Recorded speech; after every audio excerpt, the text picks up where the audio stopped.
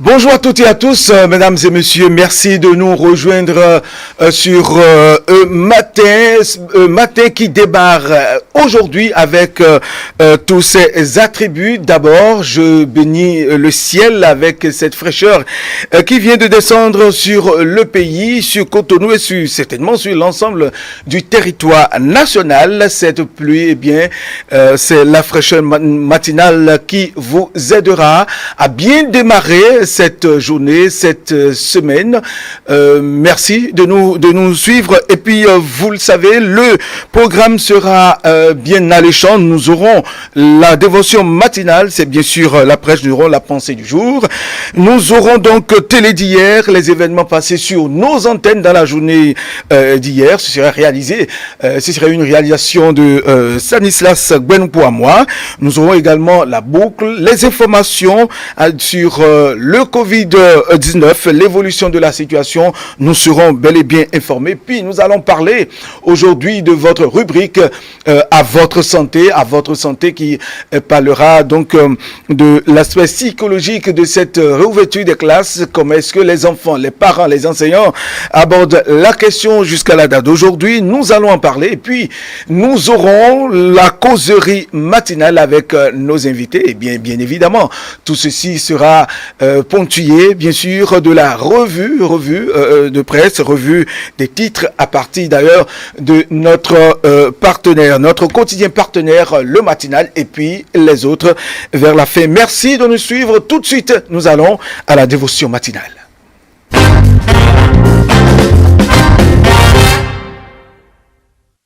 Bien-aimés dans le Seigneur, que l'Éternel notre Dieu vous bénisse en abondance. Le thème de notre partage ce jour est intitulé « Comment avoir le bonheur et assurer ses arrières ». Nous avons tiré ça du livre de Psaume, chapitre 25, les versets 12 et 13. Et il est écrit « Quel est l'homme qui craint l'Éternel ? L'Éternel lui montre la voie qu'il doit choisir. Son âme reposera dans le bonheur et sa postérité possédera le pays. » Bien-aimés, s'il y a une quête essentielle derrière laquelle tous les hommes courent, c'est le bonheur. Ce qui est bien, mais mieux, on cherche non seulement à avoir le bonheur, mais parvenir à assurer ses arrières. C'est de ça que je vais parler rapidement ce jour pour notre méditation. Et ce que nous venons de lire, nous allons voir deux petits points. Le premier, c'est la voie qui mène au bonheur. Et le deuxième point sera la condition pour aller à cette voie-là. Vous voyez, le bonheur est quelque chose d'essentiel pour tous les hommes. Et chacun travaille, on se décarcasse, on cherche tous les moyens par lesquels il faut parvenir au bonheur. Et lorsque vous avez le bonheur, vous voulez l'avoir encore pour longtemps. Et non seulement pour vous, même admis à la retraite ou n'ayant plus les forces de travailler, vous voulez jouir du bonheur. Mais je vais dire même le vrai bonheur.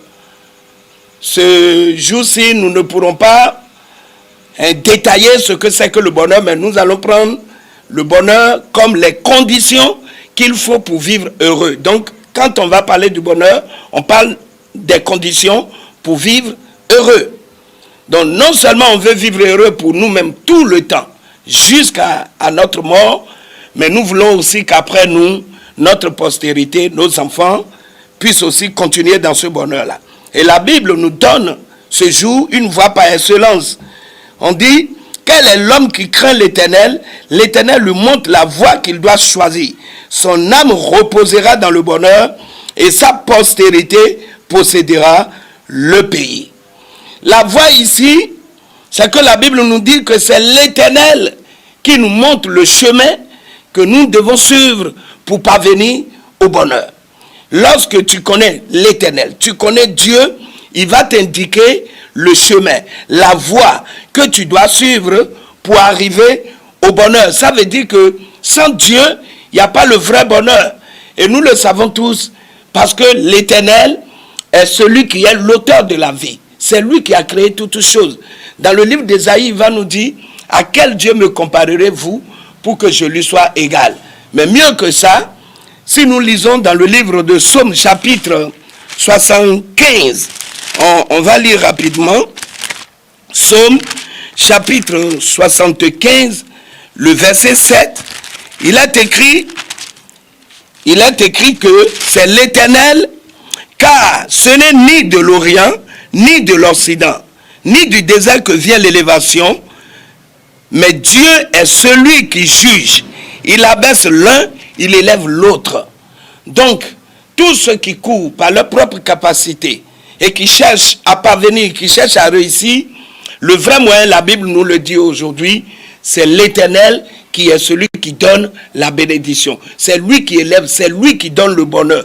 Et c'est lui seul qui est capable de nous indiquer la voie à suivre. Si quelqu'un veut aller au vrai bonheur pour vivre heureux, et même après lui, assurer ses arrières, c'est que sa postérité, sa famille puisse continuer à jouir du même bonheur que lui, il aura réalisé et qu'il va leur laisser, que cette personne cherche le chemin de Dieu. Que cette personne s'attache au Seigneur. Jésus-Christ lui-même va dire dans le livre de Jean chapitre 14, le verset 6, il dit, je suis le chemin, la vérité et la vie. Or, le bonheur se trouve dans la vie. La paix se trouve dans la vie. La vie d'un homme sera conditionnée par comment il passe le temps actuel. Et ce que nous recherchons dans ce temps, encore une fois, c'est le bonheur et la paix. Et si quelqu'un veut l'avoir, Jésus dit, je suis le chemin, la vérité et la vie. Donc, pour ce premier point, je vais dire rapidement que si nous voulons le bonheur vraiment, que nous puissions aller à l'Éternel, que nous puissions nous attacher à lui, c'est lui le chemin, par le biais de son Fils Jésus-Christ. Et Psaume 75 vient nous montrer que c'est l'Éternel qui élève les uns, c'est lui qui rabaisse les autres. Il n'aura pas de bonheur en dehors du bonheur, le vrai que Dieu donne. Je voudrais faire un parallèle pour montrer que certains regardent certaines personnes et ils disent, cet homme est béni. Cet homme a beaucoup d'argent, il a beaucoup de maisons, beaucoup de voitures. C'est relatif. On ne peut pas appeler tout cela le bonheur. Mais même si nous voudrons considérer les biens matériels, tout ce que l'on peut gagner sur la terre, comme le sens du vrai bonheur, il faut dire aussi que la manière dont on le gagne, la manière dont on possède ces choses est aussi une condition et il faut voir de quelle manière nous l'avions eu. La Bible nous parle de ça dans le livre de Psaume chapitre 37. Il dit que le méchant, à partir du verset 35, si vous lisez jusqu'au verset 38, vous allez voir que le méchant peut prospérer. Le méchant peut posséder beaucoup de choses, mais sa fin arrive brusquement. Si nous ne passons pas des chemins détournés, des chemins qui ne glorifient pas Dieu, les chemins qui n'honorent pas l'auteur de la vie, le créateur du ciel et de la terre, sachant que quel que soit ce que nous posséderons, à un moment donné, ces choses vont nous lâcher, ou c'est nous qui allons lâcher ces choses, et notre fin est malheureuse.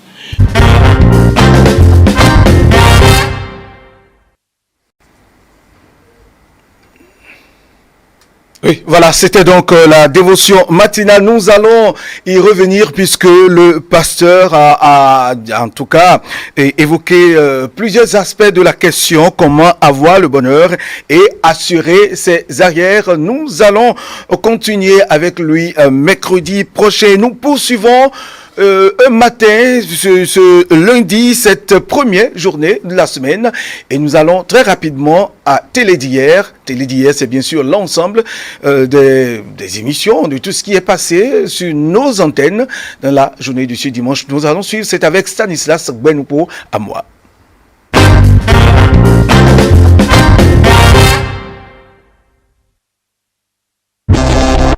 Au départ, j'étais à un atelier quand un des députés a projeté la loi, j'ai réagi pour dire 10% de l'électorat béninois, c'est un électorat qui est dynamique, qui n'est pas stable.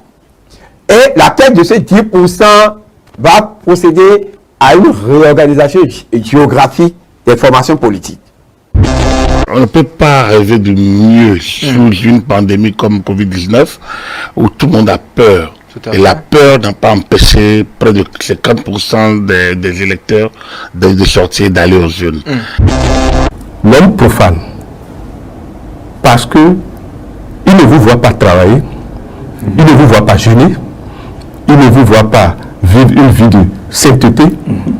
Quand il vient vous dire, je veux ceci, et une semaine après, il a eu la chose, il vous banalise. Il ne vous considère pas. Avant l'avènement du nouveau code électoral, c'est que les gens ne voyaient les choses qu'au niveau de l'arrondissement. Puisque l'arrondissement est la circonscription électorale. Ce qui avait permis en temps d'avoir des listes, des indépendants par-ci, par-là. Mais c'est que l'optique aujourd'hui, qu'on doit mettre fin à cet émiettement des formations politiques.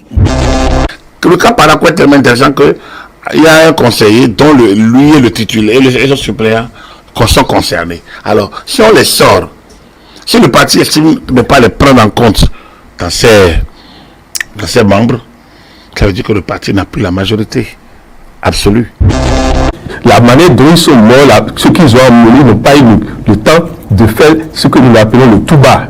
Ils n'ont pas eu le temps de la repentance. Et il y en a qui sont vivants, qui ont des crimes sur la conscience. C'est ça le vrai problème que nous vivons. Parce qu'ils ne veulent pas assumer la honte. C'est tout. Le peuple n'a pas manifesté dans son entièreté. Il ne faut pas oublier qu'il y a des opinions diverses.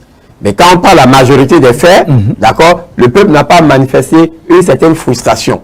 Laquelle frustration pouvait être lue sur des résultats qui ne seront pas beaucoup plus favorables à ces deux grands partis politiques. Alors, il peut, en disant, n'étant plus de FCBE, ils vont radier, donc je me rallie à l'un des deux autres partis. Et là, ce faisant, il a déjà démissionné. Le parti dit je t'ai radié, donc c'est un divorce consommé. On dit que la chose circule et la chose veut manger. Et vous êtes là au moment où vous ne devez pas être là parce que vous ne savez pas comment il ne faut pas être là. Et vous dites quoi? Mon frère Théodule, les gens viennent manger à un carrefour à 3h30. Et c'est à 7h30 que toi tu vas boire de l'alcool et tu passes là. C'est de là que tout est parti. Et il faut se rendre à l'évidence que la quête c'est pas d'assainir le milieu politique béninois passe par là. Donc, à partir du moment où on n'a pas deux forces d'opposition, si on avait le FCDB par exemple qualifié, le FCDB n'aurait pas eu ces scores-là. Parce que naturellement, certains voteraient au FCDB. Là maintenant, ils sont seuls. Est-ce que ceux qui ont été potentiels candidats sont allés faire allégeance aux anciens chefs d'État, mon frère Théodule? Est-ce qu'ils ont respecté leur engagement envers l'actuel chef d'État? C'est des questions que on devrait se poser ça. Les alliances, c'était pour compléter l'insuffisance. C'était pour avoir une plénitude du territoire. Donc c'était ça que les gens vivaient. On en a vu dans le passé. Mais beaucoup ne sont pas allés aux alliances. Vous rentrez dans Parakou, vous êtes extase, vous êtes heureux. Et vous voyez comment la ville elle devient de plus en plus propre. Les animaux ne se promènent plus. Et là, les bus ne s'arrêtent plus n'importe comment. Non, la ville, non, ça va être ça. La révolution Chaltako à Parakou va rester longtemps, très longtemps. Qui va payer ceux qui ont dépensé et qui n'ont pas été élus? Vous avez vu le déséquilibre qui est rentré dans leur vie? Vous avez ceux qui sont en paix? Non. Ce que nous disons là, il faut trouver tout le moyen d'alléger la peine des gens.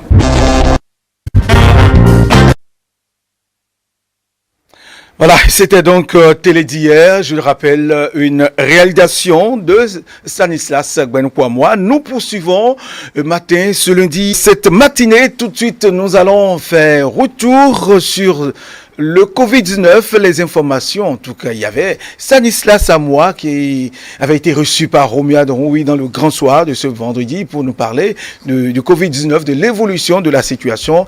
Et bien, à noter que depuis hier, dimanche, il y a, en tout cas, une nouvelle donne. Les malades enregistrés officiels du Covid-19 sont aujourd'hui à 191. En tout cas, nous y reviendrons tout de suite. Covid-19, c'est avec Stanislas Gwenpoamoa, reçu vendredi dernier par Romia Doroui dans le grand soir. Suivons ensemble.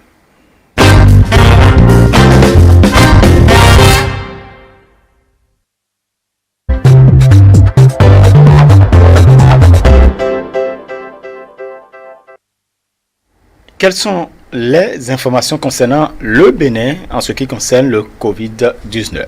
Alors, concernant notre pays, le Bénin, vous le savez, nous l'avons déjà dit, il y a beaucoup de Béninois qui ont rejoint le bercail, des étudiants béninois qui résidaient au Koweït, mais par rapport au bilan officiel, aux chiffres officiels, il y a qu'à ce jour, à la date du 20 mai, je le rappelle, à la date du 20 mai, le Bénin a toujours 135 cas de confirmés au Covid-19, 61 personnes guéries et 3 décès à la date du 20 mai. C'est vrai, Romuald, il faut préciser, il y a beaucoup d'informations qui circulent sur les réseaux sociaux. Nous n'avons pas encore la version officielle, donc nous nous en tenons aux chiffres que nous avons à la date du 20 mai. Je les rappelle, c'est 135 cas confirmés au Covid-19, 61 personnes guéries et 3 décès. Dès que nous aurons la version officielle, nous viendrons ici pour vous donner les chiffres tels que le gouvernement nous les aura livrés. Voilà. Très bien, effectivement. Voilà. Nous allons maintenant passer en Afrique. L'Afrique, le bilan global. Le bilan global à ce jour, le coronavirus a fait plus de 99 900 personnes de contaminées, plus de 3000 victimes déjà par rapport à ce Covid-19. Plusieurs personnes sont donc en traitement sur le continent, sur les 54 pays que compte le continent africain. Voilà. Et nous allons voir l'évolution donc de la maladie dans quelques États africains. Nous commençons par le voisin de l'Est, le Nigeria. Et au Nigeria, il y a 7016 personnes confirmées positives au Covid-19. 1907 personnes sont déclarées guéries. 211 personnes sont donc décédées. Voilà. Et l'autre voisin, c'est bien le voisin de l'Ouest, le Togo.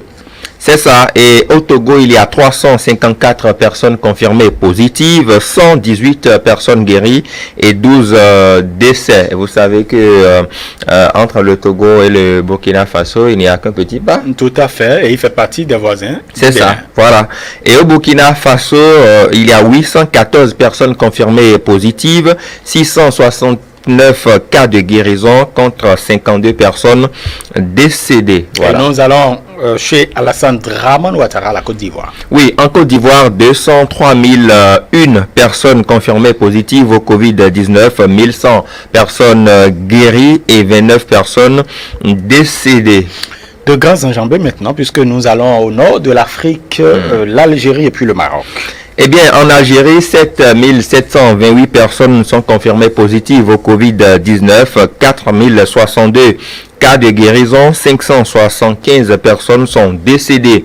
Au Maroc, 7300 personnes confirmées positives au Covid-19, 4347 cas de guérison et 197 personnes décédées. Voilà ce qu'on peut retenir. Merci pour toutes ces informations. Ça, c'était donc l'Afrique, le bilan global dans le monde. Vous nous donnez maintenant. Oui, dans le monde, nous avons franchi malheureusement la barre des 5 millions de personnes contaminées. Nous sommes à exactement 5 154 152 personnes de contaminées à travers tout le monde entier.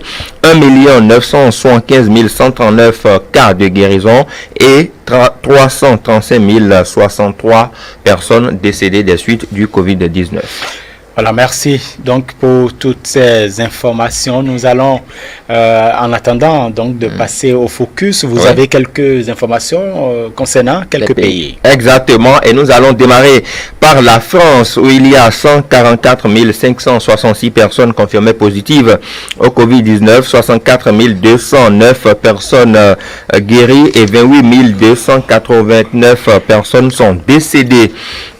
En Russie, il y a 326 448 personnes confirmées positives, 99 825 personnes guéries et 3 249 personnes décédées. Au Brésil, nous avons 314 769 personnes confirmées positives, 125 960 personnes guéries et puis 20 267 personnes décédées. Et on va finir par l'Espagne, où nous avons enregistré 234 824 personnes confirmées positives au Covid-19, 150 376 cas de guérison et puis 28 628 personnes décédées. Il y a un chiffre qui a retenu mon attention. Nous passerons à l'autre sous-rubrique, il s'agit du focus.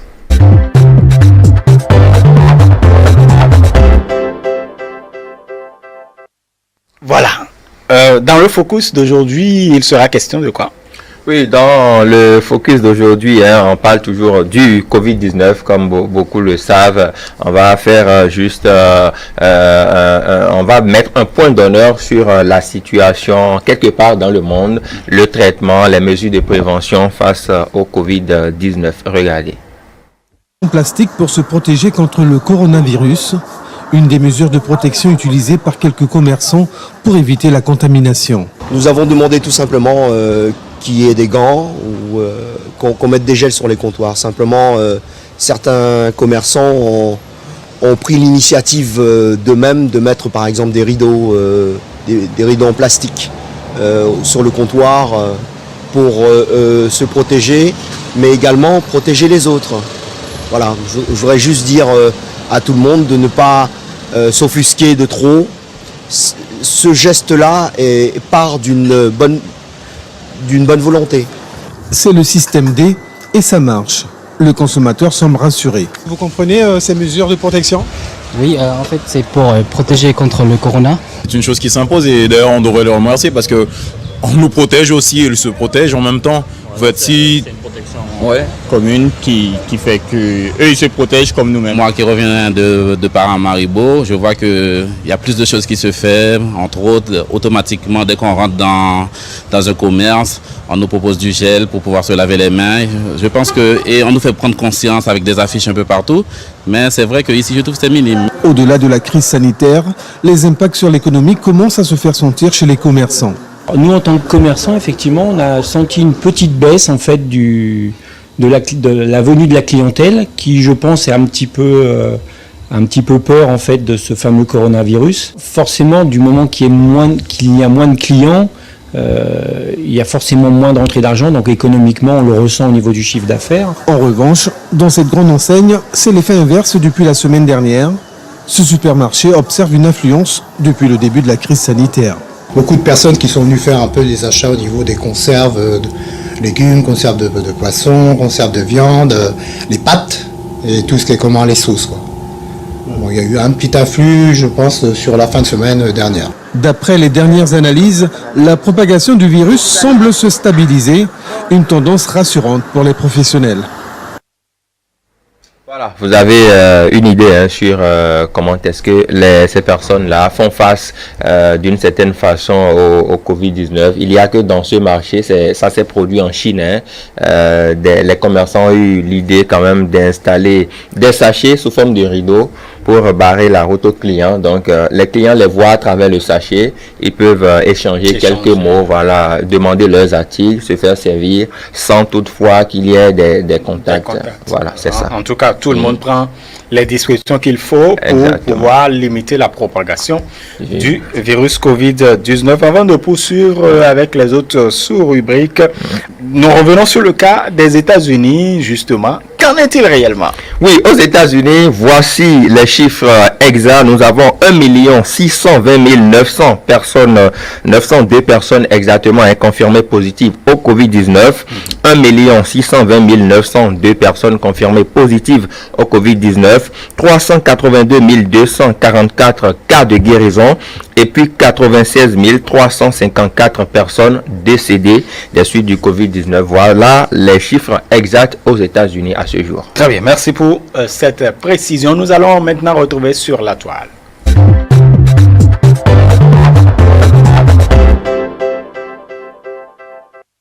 Et qu'est-ce qui se passe sur la toile, Stanislas Benpoamwa? Oui, sur la toile, nous allons retrouver simplement les deux humoristes béninois, Oncle Bazar et Prince Yadjor, qui ont concocté quelque chose toujours dans le cadre de la sensibilisation sur le Covid-19 par rapport aux gestes barrières, le fait de garder la distanciation, de ne pas faire des sorties inutiles. C'est tout cela qui est regroupé au sein de la vidéo qu'on va regarder sans plus tarder.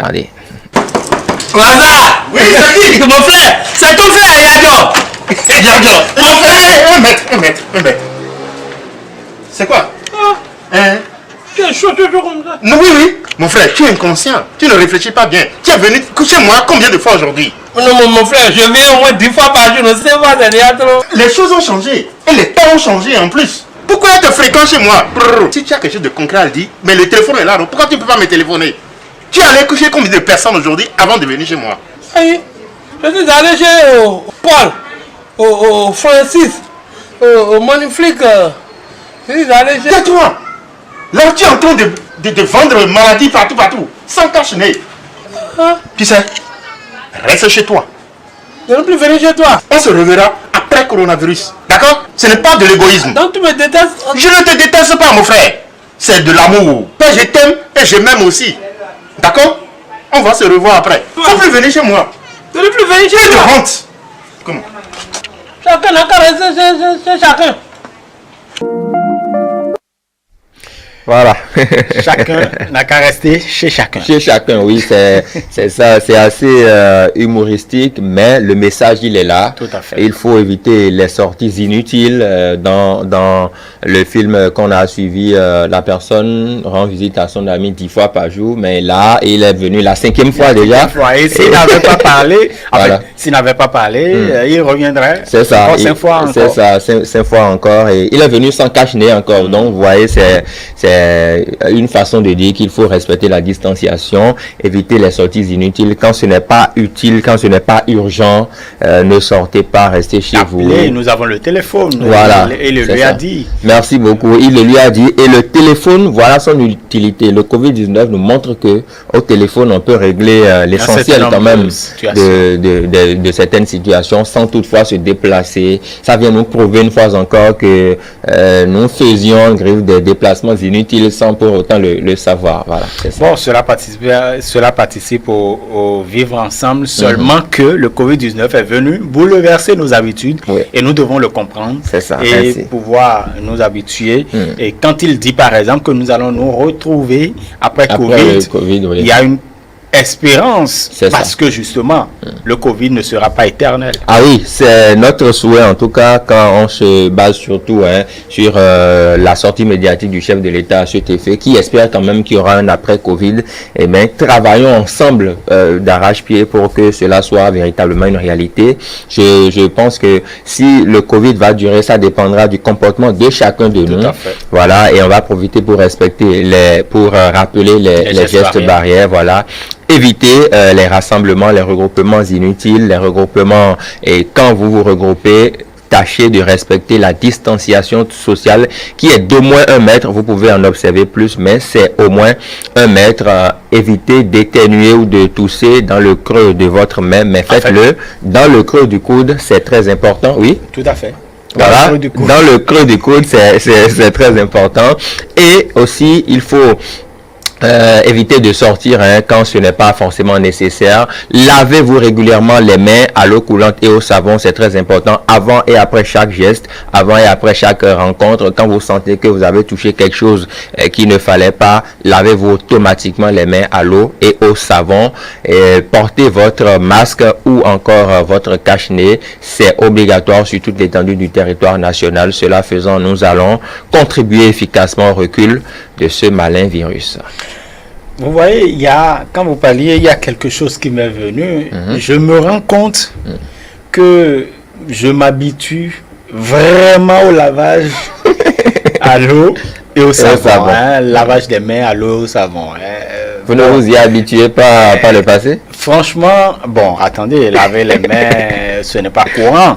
Mais j'avoue que c'est devenu presque une habitude, oui. Et surtout quand je vois un dispositif installé comme à la télé un peu partout, franchement, ça me donne toujours l'envie de le faire. Et donc, ne vous lassez pas de laver les mains à l'eau coulante et au savon.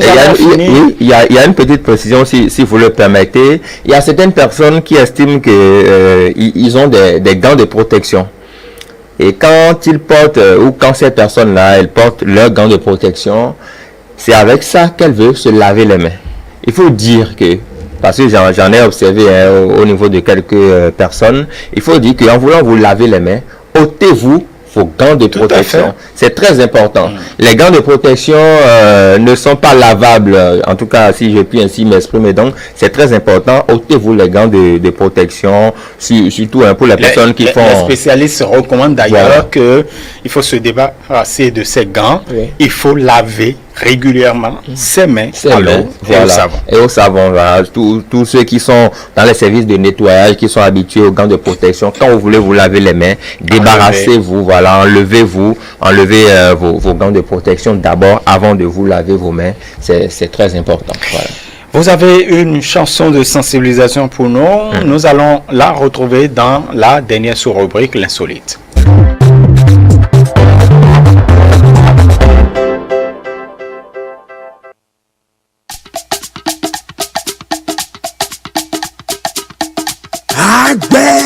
Ola gbeme tondu to asiko eleme ola we mi tondu na do na to ayesime agba wule bona dewe do de hikomno de atigan la ikatowe ni satote. Si tu te protèges, tu protèges ta famille, tes amis, tes acquis. Toujours garder ton masque en évidence, toujours garder les 1 mètre de distance, se laver les mains. Corona, corona, et dans bada de cas, et il là. Corona, il aura fait 3 ans de ce logis-là. A jet mekpeji yaro docteur towe ina kaya de no azona boy.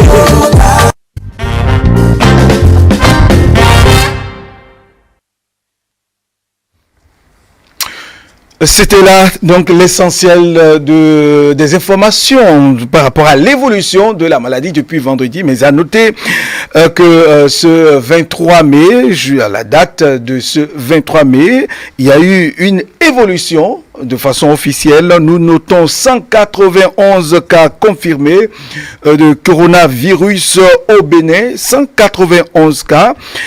Il y a 82 qui sont guéris et puis nous avons 3 décès. Dans tous les cas, vous aurez la situation, l'évolution, les données sur l'évolution de la situation avec Romuald Rououi et Stanislas Segbenoupoamoa dans le grand soir de ce lundi, et nous aurons plus de précisions dans la journée de demain. Mais à noter qu'à la date du 23 mai, et nous enregistrons 191 cas confirmés de façon officielle et 82 guéris, puis 3 décès. Merci de nous suivre. Je vous rappelle que nous sommes sur le matin qui a démarré officiellement ce lundi matin sous cette pluie battante qui a ramené la fraîcheur, ce qui va nous conduire très rapidement à suivre la chronique à votre santé. C'est avec le docteur Sédégbé Aligbonon qui est revenu sur la psychologie que présentent les parents les parents d'élèves, enseignants et étudiants. Nous allons le suivre. Elle a été reçue par Stanislas Benoukwama.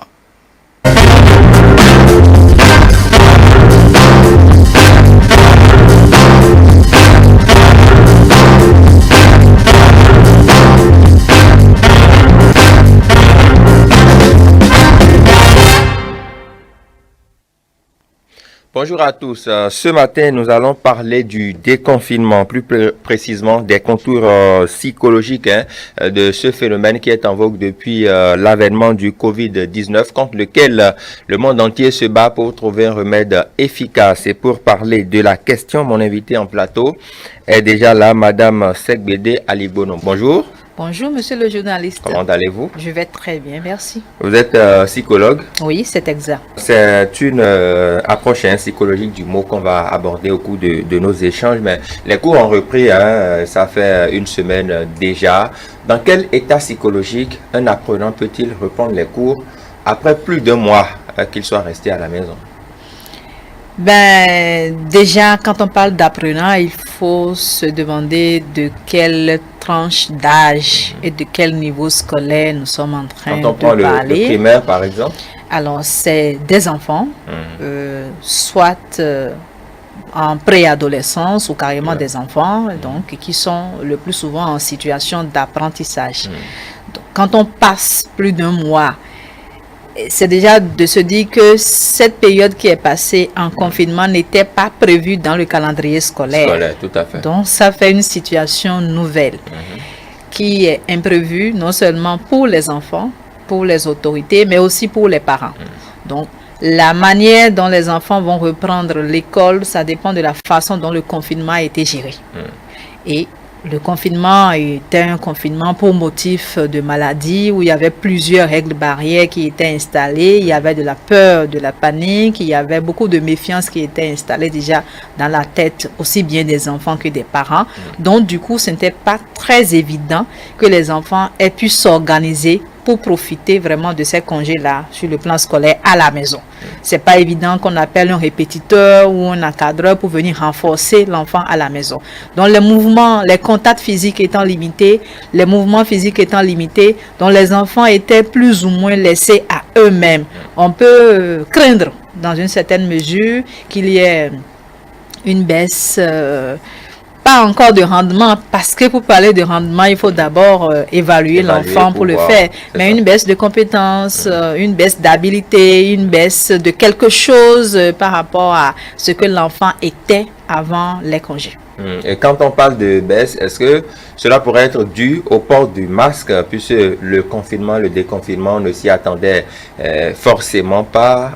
Les classes ont repris avec de nouvelles mesures, justement. Le port du masque maintenant dans les classes, l'enseignant qui a son masque et qui peut le baisser pour parler à ces enfants-là. Est-ce que tout ceci peut avoir un effet psychologique sur les apprenants? C'est déjà que ce que le masque apporte, c'est que physiquement, il y a une petite barrière qui s'installe entre les apprenants et leur encadreur, les professeurs ou bien le maître ou la maîtresse, dont on ne voit plus vraiment le visage de la personne qui est en face de nous. Et dans un processus d'apprentissage, surtout avec les enfants, les mimiques, les sourires, les gestes du visage comptent beaucoup pour faire passer un message. Du coup, cette barrière qu'on crée avec le masque, ça peut être déjà une difficulté à gérer par l'enseignant et par les apprenants.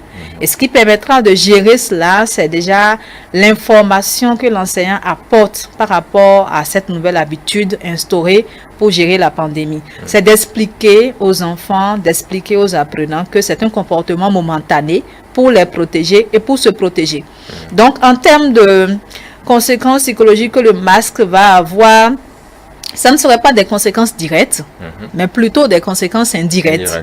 Des conséquences indirectes par rapport à la posture physique qu'on a avec le masque, par rapport à éventuellement des gênes qu'on pourrait avoir pour faire passer facilement l'information, et par rapport au fait que l'enfant même est masqué et que du coup, il n'est plus libre de ses mouvements parce que son visage n'est pas totalement découvert. Donc, c'est quelques petits aspects comme ça, mais que l'enseignant peut rapidement gérer si lui-même, il a la tranquillité qu'il faut, si lui-même, il a la sérénité qu'il faut, qu'il a les nouveaux outils qui lui permettent de gérer lui-même les nouvelles situations, masques, mesures barrières. Si l'enseignant est vraiment confiant dans son travail, il peut gérer bien les apprenants par rapport aux nouvelles dispositions. D'accord. Et parlant de masques, il y a quand même que, au niveau de certains apprenants, on remarque une certaine réticence au port de masques, puisque c'est une chose nouvelle, bien évidemment. Quels sont, selon vous, les facteurs qui pourraient expliquer une telle réticence chez les apprenants à porter le masque? Les enfants pourraient avoir l'impression qu'on veut les empêcher de respirer. Parce que c'est un cache-nez. On appelle également ce masque-là un cache-nez. Donc, on va cacher le nez. On peut croire qu'en protégeant le nez comme ça, que l'air ne va pas sortir librement. Mais ayant fait l'expérience des masques autant que nous sommes ici, avec le masque, nous respirons. Vous voyez, donc rien ne bloque la respiration. C'est parce qu'on a un visage couvert par un tissu. Donc, alors, c'est d'expliquer aux enfants que avec le masque, ils peuvent bien respirer et de les aider à faire l'expérience du masque. S'ils le portent mal, il faut réajuster. S'ils le portent pendant trop longtemps et qu'ils ont l'impression que ce n'est plus propre, qu'il faut changer, c'est qu'il faut dans le suivi avec les enfants par rapport à cette nouvelle habitude de masque, parce qu'il faut le changer aussi.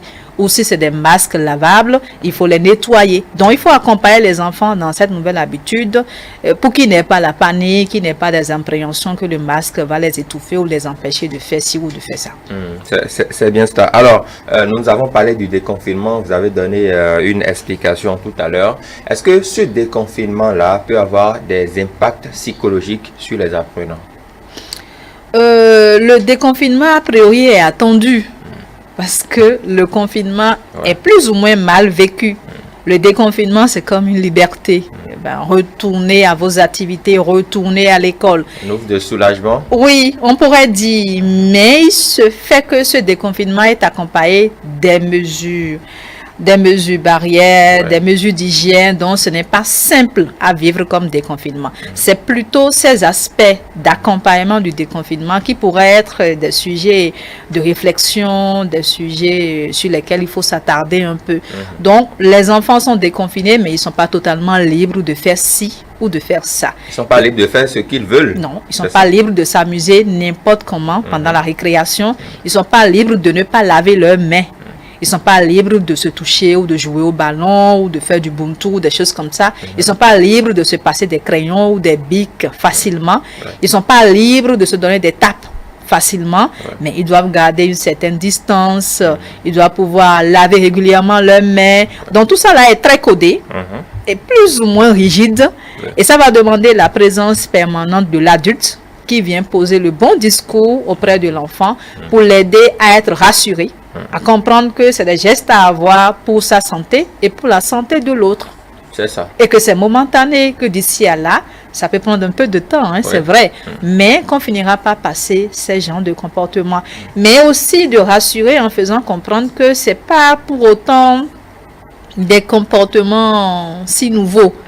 C'est des règles barrières qu'on devrait aussi avoir en temps normal, à part qu'on ait un masque au visage qui gêne de temps en temps. Se laver régulièrement les mains, c'est quand même un comportement que on a l'habitude de promouvoir.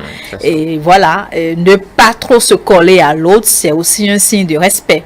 Vous voyez, ne pas se passer tout le temps des crayons et des bics. Normalement, chaque apprenant devrait avoir ses outils de travail. Donc, il y a autant de choses sur lesquelles on devrait déjà insister auprès des enfants en temps normal, mais la pandémie a fait qu'on doit revenir et insister beaucoup plus. Donc, mais voilà. D'accord. Et pour les grands enfants, entre guillemets, ceux qui sont au secondaire, qui ont également repris les classes, est-ce que cela pourrait avoir un impact sur eux? On sait qu'à partir de 10-11 ans, c'est déjà la 6e jusqu'en classe de terminale. Est-ce que le discours à ce niveau va changer comparativement à ceux du primaire? Les grands enfants raisonnent déjà. Les grands enfants, surtout ceux qui sont à la phase adolescentaire ou à la préadolescence, ces grands enfants, de temps en temps, des tendances à banaliser les choses. ou aller un peu à l'encontre des lois établies, ou voilà. Donc ça peut être un peu complexe avec les grands enfants qu'avec les jeunes enfants. C'est vrai, les jeunes enfants, bon, n'ont pas toujours toutes les bonnes habitudes, il faut le leur rappeler, mais ils sont plus dans le pli. C'est plus facile à inculquer des choses que des grands enfants adolescents ou préadolescents. Ils peuvent se dire que leur liberté est en train d'être arrachée, donc c'est pas rare de les voir avec la bavette dans la main ou à la gorge, parce que juste on a envie que ça soit comme ça, quoi. Donc avec les grands enfants, le dialogue doit être plus respectueux, plus convaincant, parce qu'ils sont plus conscients de certains dangers, mais il faut vraiment avoir la patience avec eux, aussi bien les enseignants que les parents, la patience, le vocabulaire adapté, les impliquer dans les décisions. Leur montrer que en s'impliquant eux-mêmes dans les mesures, dans les règles instaurées, voilà, donc ne pas leur imposer ce qu'il y a à faire, mais les impliquer dans un dispositif de lavage de mains. S'il faut renouveler l'eau, il faut les impliquer eux-mêmes à renouveler. Si par exemple il faut renouveler peut-être un chlore ou quelque chose, il faut les impliquer dedans. Le masque, si c'est lavable, s'il faut les aider à le laver régulièrement, donc les impliquer, les valoriser dans ce qui est instauré comme nouvelle habitude. S'il faut kiffer son masque, il y a quelqu'un qui a mis en place, comme je l'ai dit, à des amis, des activités de kiffe mon masque ou kiffe ton masque, où on peut créer des designs par exemple pour son masque. On peut s'approprier son masque. Donc on peut s'amuser un peu pendant ce moment de déconfinement, à s'approprier un peu certaines choses, et puis dans les blagues, dans la détente, on se protège. C'est ça. Nous avons parlé des enfants, mais en face d'eux, en situation de classe, il y a ces enseignants-là qui les accompagnent. Est-ce que les enseignants également sont impactés plus ou moins directement, psychologiquement surtout, par le déconfinement? Ben oui, les enseignants seront à plusieurs égards affectés ou touchés par le déconfinement, parce que déjà, ils sont responsables, en griffe, du rendement des enfants. Mais voilà que l'année a connu des perturbations liées à la pandémie, où on a arrêté les cours pendant beaucoup de temps et qu'il faut reprendre. Donc la charge de pouvoir avoir les bons résultats déjà pèse sur l'enseignant. C'est vrai que l'État a donné les pistes, les modules sur lesquels il faut revenir, les cours sur lesquels il faut insister, on a donné les pistes, mais dans la pratique, l'enseignant est le répondant de la classe. Donc c'est lui qui déroule les cours, et du coup, il sent quand même certaines charges de pouvoir tenir tout ce qui est dit pendant un temps pour conduire les enfants soit à un examen ou soit à une classe supérieure. Donc cette charge déjà est peut-être difficilement vécue par certains enseignants, et ce qui serait encore complexe, c'est que ils ne pourront pas se plaindre. L'enseignant ne pourra pas dire à l'apprenant, mais c'est trop compliqué ce que je suis en train de faire, c'est trop difficile de dérouler peut-être le cours dans telle ou telle condition. Donc l'enseignant est plus ou moins obligé de ravaler ses plaintes, ce qui va créer certaines perturbations au niveau de ses pensées, de ses émotions et tout le reste. Donc l'enseignant est la personne là qui va consommer beaucoup de choses à l'intérieur, qui va supporter beaucoup de choses, qui va se surpasser en ces moments-là pour avoir les résultats. Parce qu'on va cibler également des écoles, cibler des enseignants pour voir, mais ceux qui ont pu tenir vraiment dans ce temps pour que les élèves aient de meilleurs résultats. Donc c'est comme un défi pour l'enseignant, et en même temps l'enseignant aussi est inquiet pour sa santé. Il n'a peut-être pas des endroits où il ira porter clairement ses inquiétudes, mais il est inquiet de par l'effectif des enfants qui se trouvent dans la classe, et chacun a une santé, chacun a quelque chose qu'on ne voit pas avec les yeux. Donc l'enseignant a forcément des appréhensions de pouvoir gérer autant de monde, et ces personnes quittent des maisons, passent dans des rues, et lui il est peut-être seul ou à deux à dérouler des cours comme ça. Donc il a des inquiétudes qui peuvent handicaper un peu son élan dans le déroulement du cours, sa motivation dans la façon de faire les choses. Mais plus il ira vers les meilleures informations que l'État met en place, mieux il sera rassuré par rapport à la mission qui est la sienne. C'est ça. Et parlant d'assurance, il y a que des mesures directives ont été posées quand même suite en prélude à la reprise des cours, par exemple, il est interdit aux enseignants de circuler dans la classe pendant qu'ils dispensent leurs cours. C'est vrai que ça leur sera peut-être difficile de s'y accommoder, mais il faudra le faire. Covid-19 oblige, n'est-ce pas? Oui, vraiment. La pandémie aurait conduit le monde à beaucoup de choses, hein, parce que ce n'est pas un processus au bout duquel on demande à l'enseignant désormais les techniques de déroulement d'un cours, c'est de rester devant. Mais c'est qu'on a dit du jour au lendemain, alors vous ne vous déplacez plus. C'est ça. Ben, ça ressemble quand même à quelque chose de difficile pour l'enseignant de se mettre devant la classe, ou enfin devant les élèves, devant, et de ne pas du tout circuler. Cette circulation créait une proximité entre l'enseignant et les apprenants. Mais les mesures barrières nous obligent à ne plus être si proches. Mais il faut trouver quand même un remplaçant. Il faut trouver une manière d'être dans la proximité, et c'est la parole qui va permettre de le faire. Retrouver le bon vocabulaire, retrouver les propos qui rassurent, même si on est distant.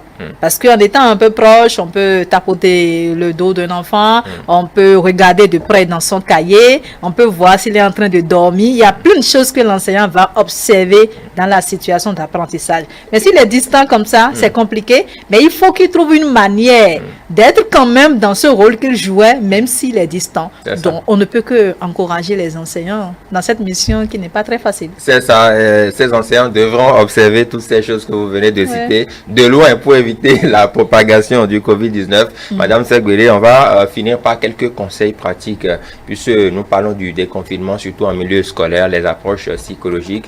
Quels conseils pratiques avez-vous à donner autant aux apprenants qu'aux enseignants pour poursuivre le bon déroulement de cette année, pour que cela puisse aller à la fin sans anicroche? Les conseils pratiques, je ne vais pas les inventer, mais je vais juste m'appuyer sur tout ce qui est déjà dit par l'État, par les autorités de la santé. C'est surtout les gestes barrières, les mesures barrières, les règles d'hygiène. Il ne faudrait pas qu'on banalise. Le déconfinement ne vient pas dire qu'on est à la fin de la pandémie. Puisqu'il y a un début de la pandémie, il aura une fin. Mais cette fin va être constatée, décrétée. On nous dira à un certain moment, bon, on est venu à un moment où on est à la fin de la pandémie, on l'espère bien. Mais pour l'instant, le déconfinement est un acte consécutif au confinement qui vient juste dire, nous reprenons nos activités, mais attention en respectant les mesures, les règles barrières. Et surtout quand on est à l'école, où on ne maîtrise pas toujours tous les mouvements des enfants, il va être encore plus intéressant d'être vigilant en tant qu'enseignant, en tant que censeur, en tant que parent d'élèves, de ne pas être fatigué, de rappeler aux enfants qu'il est important de conserver les règles barrières pour mieux finir l'année scolaire. Ce sera votre mot de fin. Merci beaucoup. C'est plutôt moi. Madame Segbele Aligbono, psychologue de son état, merci d'avoir accepté notre invitation par ici. C'est un privilège pour moi. Je vous remercie aussi. Merci, mesdames et messieurs. Merci à vous tous de nous avoir suivis.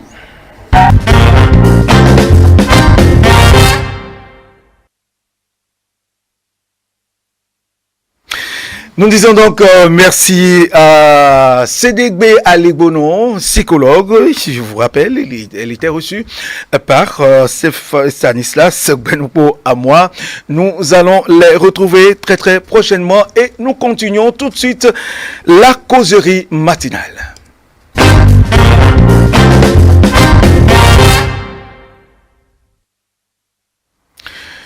Eh bien, la causerie matinale aujourd'hui, nous avons nos invités que vous connaissez bien, des habitués du plateau.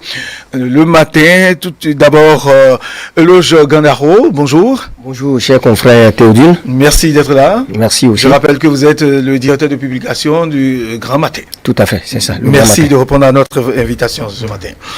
Et malgré la pluie, hein. Malgré la pluie, hein. C'est Merci donc. Et avec lui, nous avons Félicien Fayon, il est journaliste au matinal. Félicien Fayon, bonjour. Bonjour Théodule. Vous avez bravé la pluie. Merci de répondre à notre invitation. C'est pas facile. C'était un plaisir pour moi. Eh bien, merci beaucoup. Alors aujourd'hui, nous allons revenir sur ce qui s'est passé, le scrutin du 17 mai dernier, et évoquer un peu le cas FCBE qui nous allons nous interroger. Est-ce que ce cas fait école aujourd'hui? D'abord, chers invités, le scrutin du 17 mai, Félicien Fayon, vous êtes journaliste, analyste également. Comment avez-vous vécu ce scrutin du dimanche jusqu'à la proclamation définitive des résultats par la Sénat? Bon, mais je pense que ça a été un scrutin globalement appréciable. Les populations se sont donc intéressées à ce scrutin-là.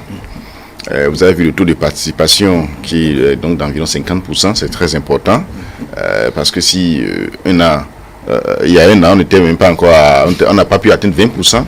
Et donc cette année, on a atteint 50%. Ça veut dire que les populations sont intéressées à ça, malgré la crise sanitaire qu'il y a et qui peut donc faire peur aux populations. Ça veut dire qu'elles avaient soif donc d'aller aux urnes et donc de renouveler les conseils communaux et municipaux. Ensuite, du point de vue organisationnel aussi, je pense que tout y était. La Sénat a joué sa partition, le gouvernement également, en dehors donc de quelques ratés qu'on a notés au niveau du COS des pays où les gens, on a changé de bureau de vote à certaines personnes sans les en informer à temps. Et quand vous prenez un peu les résultats, c'est vrai, c'est un peu surprenant par endroit parce qu'il y a eu des surprises auxquelles on ne s'attendait du tout pas. Mais tout le monde savait que il y avait ce qui était de 10% et qui allait frapper certains partis politiques. Ça, c'était une évidence. Donc, par exemple, la chute de Pierre D, moi, ne m'a pas surpris. La chute de l'UDM ne m'avait pas surpris bien, aussi. Je voyais aussi FCBE en dessous, donc, des 10%. Ouais, mais heureusement, FCBE a pu donc franchir le cap de ces 10% là et a pu être donc parmi les partis politiques qui aujourd'hui bénéficient donc des sièges au niveau de ces conseils communaux et municipaux. Ça a été peut-être la grande surprise, mais qui est explicable. J'espère qu'on viendra là-dessus. Bien sûr. Sinon que les élections se sont bien déroulées de mon point de vue. Très bien. Eloge Ganaro, environ 50% de taux de participation comparativement à ce qu'on avait connu. Est-ce que aujourd'hui, vu que toutes les forces politiques, en tout cas ceux qui étaient en règle vis-à-vis des tests, ont été acceptés, est-ce que c'est ça qui a suscité ce regain d'intérêt de la part des populations qui veulent aller quand même s'exprimer, parce qu'aujourd'hui tout le monde est dans le jeu, en tout cas pour ceux qui respectent les tests? Oui, merci beaucoup. Je voudrais d'abord souligner que tout est parti de la date des élections, la convocation du corps électoral. Vous savez que la date du 17 mai, qui a été fixée par le chef de l'État, c'est dans le souci, n'est-ce pas, d'organiser les élections à bonne date. Parce qu'au départ, tous les acteurs n'étaient pas d'accord sur la date, compte tenu du contexte dans lequel nous évoluons actuellement, marqué par la pandémie du coronavirus. Donc, il y a eu beaucoup de problèmes autour et ces inquiétudes devraient se dissiper à partir du moment où le gouvernement, je crois, a fait savoir que des dispositions étaient prises. Et même au niveau de la Sénat, on a fait comprendre que le souci du chef de l'État, c'est de faire en sorte que la loi soit respectée. Parce que vous savez que ces décalages, ces reports d'élections, ça crée d'énormes problèmes. Or, dans la Constitution, cela a été dit, l'organisation régulière des élections-là, ça devrait contribuer à l'enracinement, à la consolidation de la démocratie. Donc, si ces élections, pour une moindre chose, n'est-ce pas, sont reportées, ça doit avoir, n'est-ce pas, des implications, vous le savez, sur d'autres processus, à d'autres niveaux, et il serait difficile par la suite, n'est-ce pas, de gérer la situation. Donc, nous devons d'abord souligner cela, le courage, l'audace du président de la République et la clairvoyance de toutes les institutions de la République qui ont su braver, n'est-ce pas, ces difficultés-là et ont pu organiser ces élections-là à la date qui a été fixée. C'est très important. Il faut également faire remarquer que cette fois-ci, vous voyez, les moyens ont été mis à la disposition de la Sénat. Par le passé, ça créait beaucoup de problèmes. La Sénat qui n'a pas les moyens pour gérer de façon autonome les élections. On avait vécu ça. Le problème financier, c'était vraiment une entrave à la bonne organisation des élections. Vous voyez comment cette fois-ci, le gouvernement a joué sa partition, a joué de manière propre son rôle en mettant à la disposition de la Sénat les moyens qu'il faut pour mieux organiser les élections. C'est très important, il faut le souligner. Et par la suite, également, vous voyez que, bon, vous parlez tout à l'heure du taux de participation. Bien sûr. Les dernières législatives, oui. Mon vis-à-vis vient de le souligner tout à l'heure, c'était 27, quelques % de taux de participation. Ce qui a fait dire à beaucoup que vraiment, bon, en réalité, que les populations ne sont pas sorties, les électeurs ne sont pas sortis, et que en fait, que c'est un désaveu. Mais pourtant, je crois qu'il est arrivé ici, je ne me rappelle plus de la date, où des élections ont été organisées avec un taux de participation faible. Donc, ce n'est pas, comment dire, la première fois que nous avons une situation de genre. Mais je crois qu'avec tout ce qui a été fait par la suite, et le dialogue politique qui a été organisé, je crois que les acteurs qui ont compris qu'il faut sauver quand même, l'enjeu est de taille. Il ne fallait pas continuer, n'est-ce pas, dans ces querelles politiques, ces manœuvres-là. Et donc la participation, un travail a été fait. Oui. Un travail a été fait. Et ce taux de participation maintenant, il y a eu une montée, puisque nous sommes passés de 27% et quelques à près de 49, et quelques, environ 50%. 50%. Donc, moi, j'ai lié cela au travail important de sensibilisation fait par le gouvernement et d'autres acteurs, et également à une prise de conscience des populations. Parce que n'oubliez pas que le Bénin, en matière d'élection, nous avons vraiment des acquis et nous avons une certaine maturité. Donc un travail a été fait par tous les acteurs à certains niveaux qui ont fait comprendre aux populations que c'est un devoir civique. C'est très important. Il ne s'agit pas, ce n'est pas l'affaire du gouvernement, c'est pas l'affaire d'un gouvernement, parce que lorsque vous allez voter, n'est-ce pas, vous jouissez de vos droits. Et c'est surtout une élection de proximité. Vous voulez aller élire des gens qui, demain, n'est-ce pas, auront à réfléchir, ils devront avoir une vision, ils devront mener des actions en ce qui concerne le développement de votre localité, le développement des collectivités territoriales. Donc lorsque vous vous retirez, lorsque vous refusez d'aller accomplir ce devoir-là, alors là, vous laissez la place à d'autres personnes pour décider à votre place. Je crois que cela a été compris et justement c'est ça qui a eu cette influence-là, qui a fait varier le taux de participation qui allait jusqu'à 50%. Alors, Félicien Fayon, il faut dire, est-ce que ce n'est pas les élections, est-ce que c'est pas parce que c'est les élections communales qui ont fait qu'on en est arrivé là, puisque les populations qui vont voir leur fils, leur frère du quartier, leur ami et tout, sur les affiches, qui sera désormais un conseiller qui va discuter en leur nom, parler en leur nom, est-ce que ça n'a pas été l'autre mobile aussi qui a motivé ce taux de participation que nous avons noté? Oui, je suis d'accord avec vous. Oui, parce que c'est une élection de proximité. Et je voudrais, avant même d'en venir là, noter que c'est aussi une première élection, d'accord, au cours de laquelle il y a eu moins de partis politiques et donc candidats, oui, voilà. Il y a eu moins de partis politiques, donc on avait 5 partis politiques. Alors que depuis 2002, que nous avons commencé avec le processus de décentralisation, souvent c'est un grand nombre de partis politiques. En 2002, il avait même été permis que des partis politiques qui avaient donc de force au niveau même des arrondissements soit candidat. C'est-à-dire que vous pouvez même poser votre candidature au niveau donc de Cotonou seul et ne même pas être représenté à Calavi. Il n'y a pas de problème. Si vous êtes élu, c'est que donc il y avait même des mouvements politiques. C'est-à-dire que ce n'était même pas seulement des partis. En 2002, il y avait même des mouvements politiques. En 2008, on avait décidé donc de lire les chefs quartiers et les chefs villages. Parce qu'en fait, jusqu'en 2002, quand on a commencé, il n'y avait pas élection des chefs quartiers, il n'y avait pas élection des chefs ils étaient désignés de manière traditionnelle comme on le faisait avant. Mais en 2008, on avait joué ces élections-là à celles des conseils municipaux et communaux. Et vous vous rappelez du cafouillage qu'il y avait eu avec la Sénat de Pascal Todinou, et donc tous les problèmes de ce monde qu'il y a eu. Et en 2013, on devait encore faire des élections. Malheureusement, on n'avait pas pu, le pouvoir n'avait pas pu organiser les élections, et on est allé jusqu'en 2015. Et on a traîné les contentieux des élections de 2015 jusqu'à il y a même quelques semaines, puisque c'est en mars dernier seulement que le Aplavé a élu son maire, son deuxième maire, c'est en mars dernier seulement. Et je sais que jusqu'en avril dernier, que par exemple, à Lalo, il y a eu l'élection d'un chef d'arrondissement, en avril dernier seulement, à un mois de la fin donc, du mandat. Et, oui, parce que la Cour même n'avait pas pu gérer ces contentieux-là à temps. Mais pour ces élections-ci, vous allez sentir qu'il y a eu quand même moins de contestation. C'est vrai, on n'a pas encore eu des recours qui sont déposés, mais qui sont déposés auprès de la Cour suprême. Mais il y a eu moins de contestation générale. Les partis politiques sont globalement situés sur les résultats qu'ils ont eus et il n'y avait pas de problème. Le taux de participation, c'est clair en rapport au fait que je connais telle personne qui est candidat. C'est-à-dire que ce n'est même pas le parti, mais j'ai un ami qui est candidat, j'ai un parent qui est candidat, j'ai un frère qui est candidat, je vote pour lui. Et donc, ça fait que les candidats eux-mêmes, puisqu'ils sont nombreux au niveau des 546 arrondissements, qui constituent des circonscriptions électorales, les candidats eux-mêmes ont sensibilisé des populations à sortir. Alors que pour les députations, c'est-à-dire celle de l'année dernière, par exemple, quelqu'un peut être candidat dans une circonscription électorale qui regroupe 4 communes. Peut-être même que le candidat n'a pas pu sillonner toutes les communes pour appeler les gens à voter.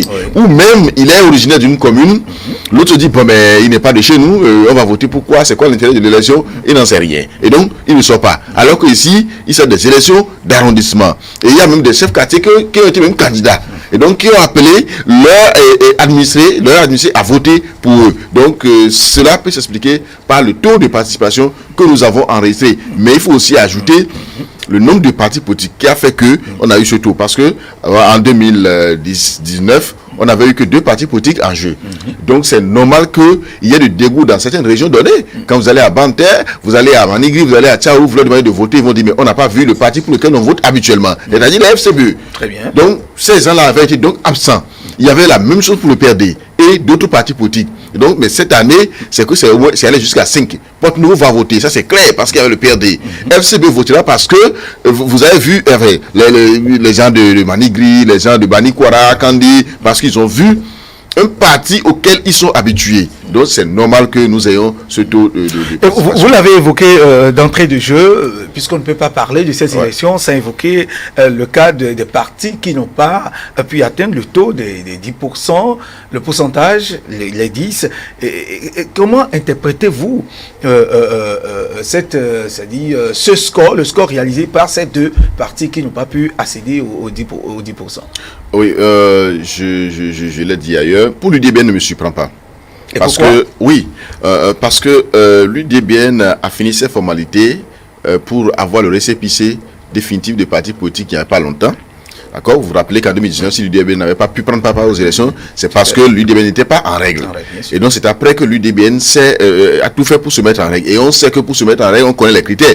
Et donc c'est pas qu'il y avait eu une campagne pour imposer le parti dans les régions où il fallait avoir les représentants. On s'était certainement arrangé pour avoir les représentants. On les a eu. Mais est-ce que le parti est connu effectivement jusque dans ces zones? Est-ce qu'on a eu le temps de préparer les populations à accepter, par exemple, accepter ces élections? Je crois que non. Moi je suis du Koufo. Je n'ai même pas rencontrer quelqu'un me parler de l'UDBN. Et donc, ce n'est pas la faute au reste du parti politique, mais ils avaient été donc surpris par le temps. Peut-être que, au lieu donc de vouloir coûte que coûte aller aux élections, ils auraient dû donc avorter leur participation à ces élections-là.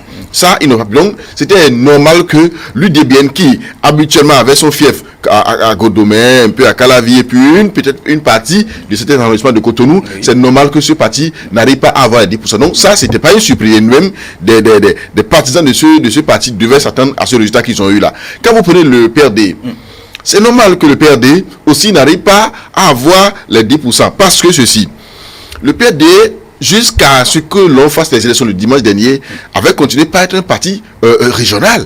Je dis régional parce que le PRD n'était connu et aimé que depuis quelques années, qu'à Porte Nouveau et dans certains arrondissements de Cotonou, notamment les premiers 2-3 arrondissements de Cotonou. À part ça, certaines communes de Lomé et du Plateau. Mais nous savons que depuis l'avènement de Yahi Boni, avec la création des FCBE, le Plateau a échappé. Avec la création oui, non, je parle même de Yahi Boni. C'est que c'est depuis même cette époque-là que le PRD a perdu le Plateau. Et il ne laissait que Lomé. Mais quand on a eu l'avènement du parti Salon, la création de 2 blocs et autres, Lomé aussi a commencé à s'effectuer. Donc le PRD ne contrôlait pratiquement que 1 à 2 mairies dans Lomé. Donc ce n'était pas évident que le PRD arrive à s'imposer et à avoir les 10% parce que l'électorat de Porte Nouveau seul et de certains arrondissements de Cotonou ne pouvait pas suffire. C'était environ 5 à 6% le résultat donc qu'ils ont obtenu. Donc pour le PRD, ce n'était pas du tout une surprise. Et quand vous avez vu même la campagne, et puis c'était une campagne médiatique. Et donc on n'a même pas eu la chance de voir un PRD à Zobodomé. Celui qui avait représenté le PRD à Zobodomé l'année dernière, c'est Désiré Vodonou. Désiré Vodonou, cette fois-ci, est allé sur le bloc républicain. Et donc le PRD était quasi donc absent dans ces zones-là et un peu partout dans le pays. Donc ce n'était pas évident que FCBE et enfin le PRD ait les 10%. Le parti qui a surpris, c'est le FCBE. C'est le FCBE. Mais là, il faut nuancer. Très bien. FCBE. Nous allons y revenir, si vous le permettez, tout à l'heure. Monsieur Ganaro-Eloge, est-ce que l'échec puisque certains lui disent, est-ce que l'échec du PRD n'est pas dû au fait qu'ils aient, en tout cas, refusé d'aller au bloc, aux deux blocs, puisqu'ils se réclament de la mouvance présidentielle? Est-ce que ça n'a pas joué aussi? Il y a ça aussi à jouer. Le résultat. Ça fait partie des paramètres et des facteurs. Ça fait partie, le contexte a changé. Vous savez qu'au moment où il y a encore 10 ans, 15 ans, le PRD, la RB, ces partis traditionnels-là faisaient la pluie et le beau temps à l'époque, ce n'était pas dans le même contexte. D'accord? Ce n'était pas avec les mêmes lois électorales. Ce n'était pas avec le code électoral d'aujourd'hui. Ce n'était pas avec la charte des partis politiques d'aujourd'hui. À l'époque où, vous vous rappelez, 17 députés, une vingtaine de députés à l'Assemblée nationale, voyez-vous, c'était le beau temps. D'accord? Ce n'était pas dans le même contexte. Après, au début des années 90, avec le renouveau démocratique, les partis qui étaient créés à l'époque, dans la ferveur des populations qui avaient une certaine conscience, la mobilisation, la force des partis, un seul leader qui était maître des partis politiques, qui mettait les moyens. Je l'ai dit la fois passée, que c'est des milliards, les gens investissaient dans les élections, dans la campagne. Lorsqu'on parlait de dépassement de frais de campagne, il n'y a pas encore longtemps, quand on dit quelqu'un allait prendre de l'argent, 15 milliards ou je ne sais pas combien ailleurs, pour venir mettre dans les élections, c'était ça. Voyez-vous, c'était pas assaini. Mais avec l'arrivée du président Talon, voyez-vous, et le courage d'enclencher la réforme du système partisan, les données ont changé. Donc aujourd'hui, vous voyez, les rapports de force ont changé. Les deux grands blocs, qu'on le veuille ou non, l'Union progressiste, le bloc républicain, vous voyez le nombre de partis, de mouvements qui composent. C'est de grands ensembles. Certains n'ont pas cru au départ. Certains n'ont pas cru. Mais voyez la manière dont ils ont battu la campagne. Et n'oubliez pas qu'ils ont des acquis. Les législatives qui ont créé beaucoup de problèmes, tout ça là. C'est surtout par rapport au PRD. Le PRD n'était pas aux dernières législatives. L'UDBN, tout ça là. Très bien. Donc, qu'on le veut ou non, il y a des acquis.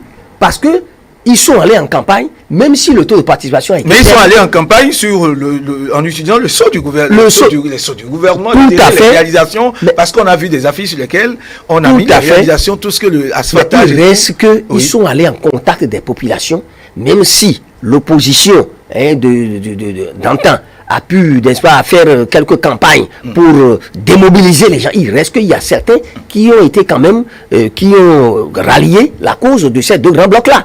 Donc, ils ne sont pas tous partis, ils sont là. C'est déjà un acquis. Bon, je parlais tout à l'heure... Ça n'a pas été vidé, le parti n'a pas été vidé de ces éléments potentiels qui sont allés... oui, et ce n'est pas... Félicien l'a souligné tout à l'heure, que même depuis le temps du président Bouni-Yahi, avec la création de l'alliance FCBE, déjà le parti a perdu des plumes. Je ne veux pas parler de l'UDBN, parce que l'UDBN n'était pas connu en ce temps-là, pas du tout. Mais le PRD, la RB, les grands partis... L'UDBN était connu, mais pas sous la couverture de l'honorable... Bon, on voyait un niveau de Godomé, Calavi, mais pas loin. Or, aujourd'hui, avec la réforme du système partisan, les nouvelles lois-là, il est question de mettre en place des partis qui ont véritablement une envergure nationale. Qui peuvent être représentés, qui sont représentatifs dans tous les arrondissements. Partout dans le pays, dans toutes les communes. Or, ce n'est pas le cas aujourd'hui, comme Félicien l'a souligné tout à l'heure. Très bien. Bon, puis le PRD n'était présent qu'au niveau de Lomé, du plateau, et puis dans quelques... Peut-être de Porto-Novo, de Cotonou, à Papa et autres, tout ça là.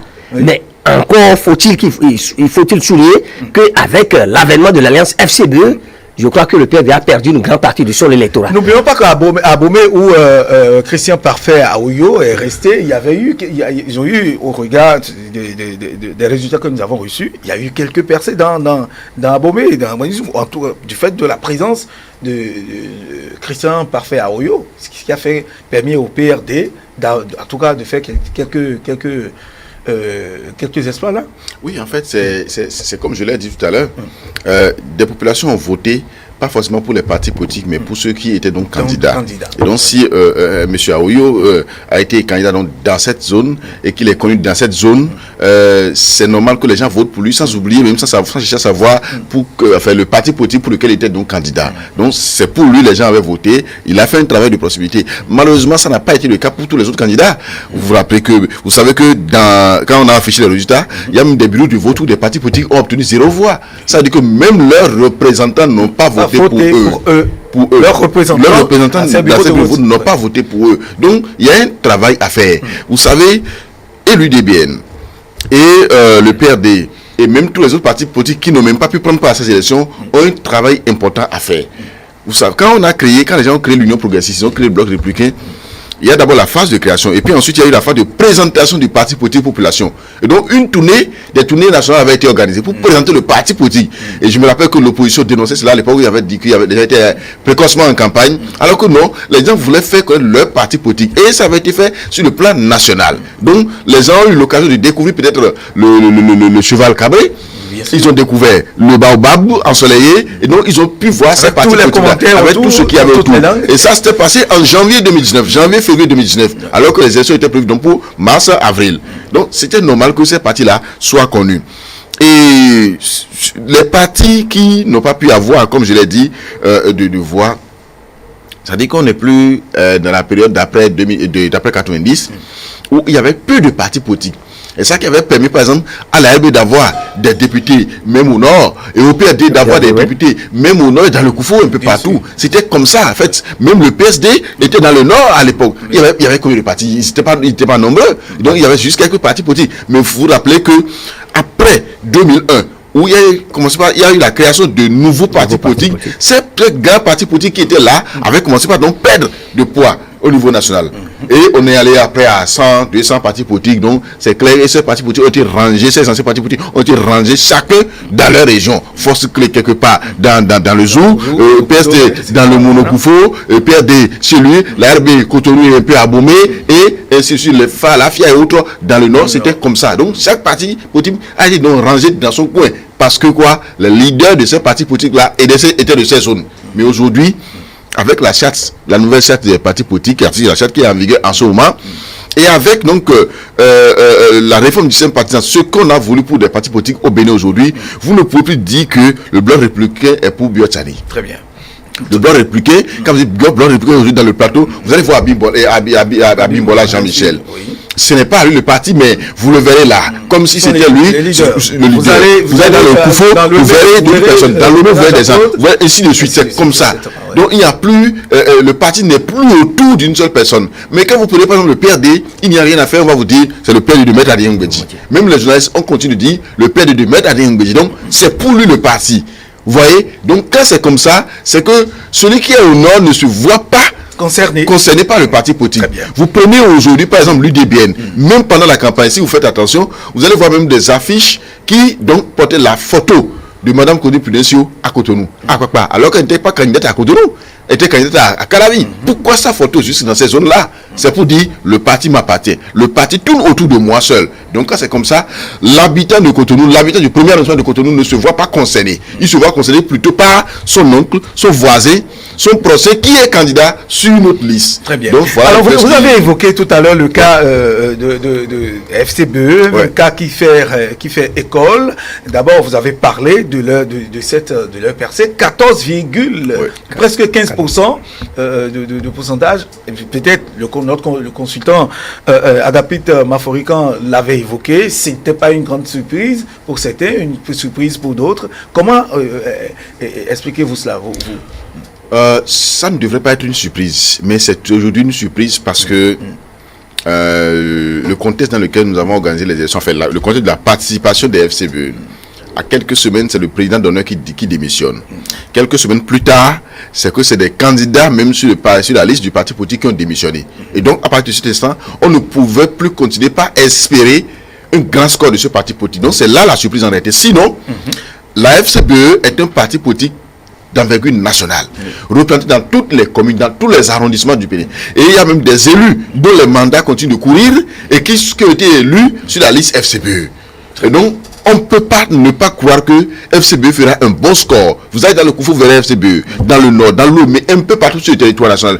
Quand bien même le parti tournait autour du président Boni Yaye, mais chacun se voyait à travers dans ce parti parce qu'il y avait des élus de ce parti. Donc, c'est un parti d'envergure nationale. Si Boni Yaye n'avait pas démissionné, et qu'il n'y avait pas eu de démission de ces candidats-là, peut-être même que la FCBE discutait des places avec les deux blocs en place. On pourrait les retrouver au 33, parce que si ces candidats-là avaient donc battu campagne effectivement et qu'il n'y avait pas eu de démission avec ce que nous avons eu là, c'est évident que on est donc que ce parti discute de la place de deux grands blocs politiques. Donc, il faut reconnaître que ce parti a une envergure importante. Maintenant, l'autre aspect de la chose qui ne devait pas, qui devait nous amener à ne pas être surpris des résultats, c'est que, voyez, en 2015, quand on avait fait les élections législatives, l'Union fait la nation, un parti de l'opposition d'alors, d'accord, avait battu FCBE, qui était un parti au pouvoir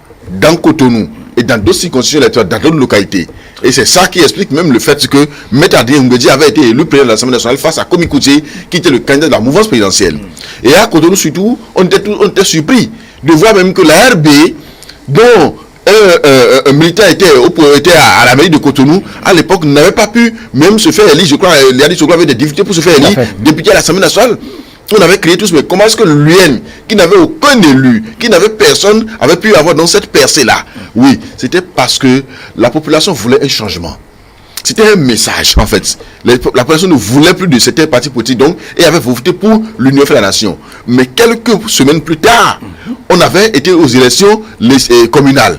De 2015 toujours, quelques semaines de suite, et le résultat à Cotonou avait donc connu un revirement en faveur de la RB et des FCBE dans beaucoup d'arrondissements de Cotonou. Et l'Union fait la nation n'était plus en mesure de contrôler la mairie de Cotonou seule. Et c'est ce qu'il y a eu, et la RB a gardé encore la mairie. Et on se disait, mais comment se fait-il que la population puisse changer comme ça en 1 ou 2 semaines? Comment cela s'explique? C'est parce que, à l'époque, au moment où on faisait les législatives, c'était juste les députés qui étaient candidats. Donc dans des circonscriptions électorales. Donc quand vous prenez Cotonou, il n'y avait que 2 circonscriptions électorales. Et ce n'était pas une élection de proximité. Mais quelques semaines plus tard, c'est qu'on a fait l'élection communale et locale, donc des chefs quartiers de Cotonou. Or, on savait que c'est la RB qui contrôlait pour la plupart les quartiers de Cotonou. Ces chefs quartiers, ces conseillers locaux avaient été candidats à leur propre succession. C'est normal que sur la même liste, ils puissent faire campagne pour que leur liste puisse prospérer. C'est la même chose qu'on a eu au niveau des FCBE. Dans les conseils communaux, du Nord surtout, il y a la FCBE qui continuait de dominer. Vous allez à Parakou, c'est Parakou c'est FCBE qui contrôlait la mairie de Parakou, à travers donc, le maire, le maire auquel donc M. Chatoko a succédé. Donc c'est FCBE. Donc le conseil communautaire était majoritairement FCBE. L'Alliance Soleil est venue prendre quelques conseillers seulement. Donc c'est normal que si ces mêmes personnes sont candidats à leur propre succession, même sans battre campagne, et ayant été habitués au logo Cori pendant longtemps, d'accord, pendant plusieurs années, parce que quand vous prenez BR et l'UP, c'est ça l'année dernière seulement. Donc il serait difficile d'aller aujourd'hui dans la partie septentrionale de notre pays, d'imposer un autre logo. Si FCBE est là, si le logo Cori est là, il faut vraiment un travail de longue haleine pour pouvoir imposer un autre logo face au logo Cori auquel ils avaient été donc habitués. Pour 2 choses. Première chose, Boni Yaye étant donc originaire de la zone. Deuxième chose, c'est que quand on parle de logo, les gens voient l'argent. Les gens étaient habitués donc à l'argent. Ce parti politique apportait de l'argent aux populations. Donc il y avait un côté affectif. Ce qu'aujourd'hui, nous n'avons plus parce que nous avons voulu bannir de l'élection de cette pratique-là. Donc l'argent, non. Il n'y avait plus l'argent qui soit au rendez-vous. Alors que quand on voit FCBE, on se dit, oui, lui m'avait fait du bien, lui me donne de l'argent. Il y a ce côté affectif-là qui est resté au niveau donc, des populations du Nord. Et donc c'est normal que dans les conseils communaux et municipaux du Nord, c'est-à-dire Parakou, Kandi, Banikwara et autres, que vous voyez FCBE prendre le dessus. Très bien. C'est ma lecture. Merci, très bonne lecture, M. Félicien Fayon. Monsieur Loge Gandaro, oui, aujourd'hui, FCBE qui visiblement semble contrôler environ 7 mairies. Le cas de FCBE à Parakou, aujourd'hui, 85 qui sont radiés par le secrétaire exécutif national. Alors, quelle lecture faites-vous aujourd'hui? Parce qu'il y a un problème, c'est un cas d'école. Il y a vraiment un problème, oui. Parce que tout à l'heure, je parlais d'acquis. C'est vrai que les FCBE sont venus il y a quelques dizaines d'années. On ne voyait que le PRD, on ne voyait que la RB, on ne voyait que d'autres partis. Mais avec l'avènement du président Boni Yayi au pouvoir et la création de l'alliance FCBE, je crois que cette alliance a pu ravir la vedette à beaucoup de ce qui était normal parce que c'était le leader, le président et c'est longtemps au pouvoir. Vu les scores enregistrés avec ce parti aux différentes élections. Mais vous voyez, avec le départ du président Boni Yayi, les élections de 2016, vous avez vu que bon, le président Talon a pu ravir la vedette aux candidats des FCBE. Bien que il y ait des partis comme la RB et d'autres qui sont allés soutenir le candidat de l'alliance FCBE, ils ont perdu la bataille.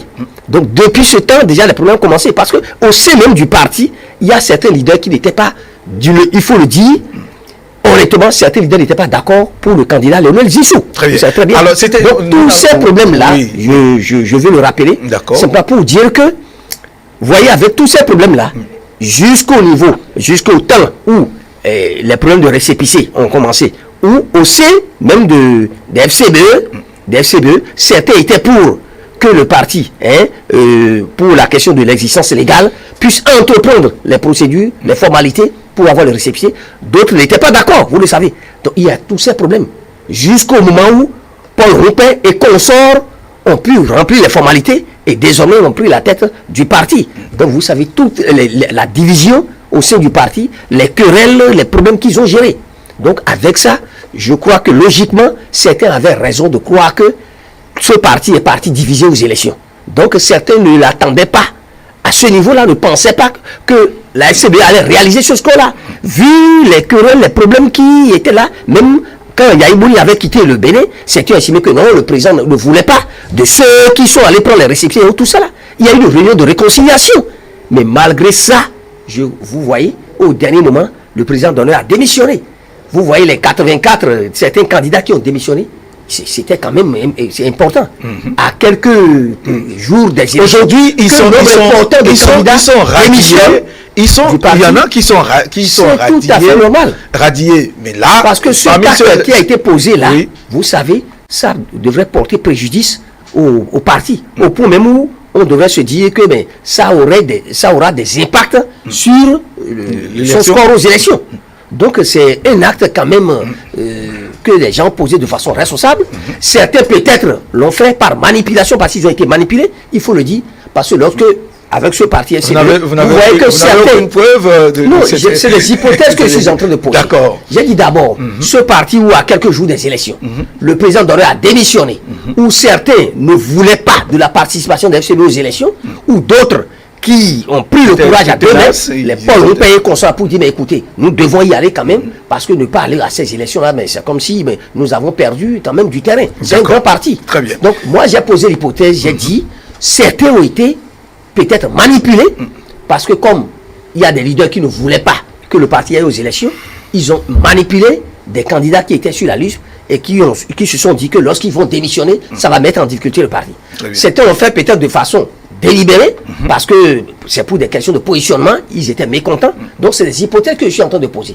Avec tout ça, il est difficile de croire que le parti allait réaliser ce qu'on entend avec toutes ces difficultés-là. Donc c'est tout à fait normal. Ça peut surprendre certains. D'accord. Bon, maintenant, pour le cas de ceux qui ont décidé de rompre les amarres et de démissionner, mais aujourd'hui, ils ne viendront pas quand même pour dire que nous allons aussi, nous avons contribué, si on peut appeler ça une victoire, si on peut appeler cela un score qui honore le parti, ils ne viendront pas quand même se confondre aux artisans de la victoire. Donc c'est normal. Et il faut une discipline dans un parti politique. Quand vous posez des actes, n'est-ce pas, un parti politique qui est régi par des tests qui, quand vous posez des actes, d'accord, qui vont à l'encontre des tests qui régissent le parti, c'est normal, on vous applique les tests. Très bien. Donc, s'il arrive qu'aujourd'hui on radie certains, je crois que c'est tout à fait normal. Moi, je crois que ceux qui sont aujourd'hui responsables du parti FCB l'ont fait en toute conséquence et l'ont fait peut-être en vertu des tests qui régissent le parti. D'accord.